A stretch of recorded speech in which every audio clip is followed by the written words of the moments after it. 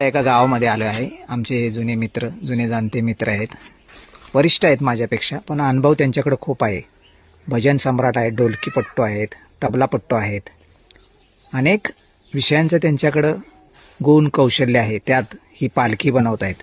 फर्निचरमधून पालखी कशी बनवायची, त्याला सजवायचं कसं, त्याचं फर्निचर कसं कोरायचं, याच्यात सगळं त्यांच्याकडे अनुभव आहे.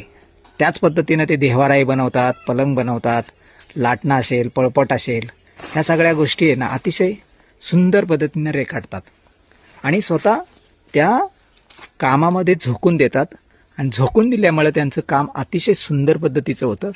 ही आता हे बघा पालखी बनवत आहेत. सुंदर फॅन्सी कामाचा हातखंडा वसंतदादा मिस्त्री. जर कोणाला जर पालखी, पलंग, देव्हारा, लाटणं, पळपट बनवायचं असेल तर आमच्या दादांशी संपर्क करा.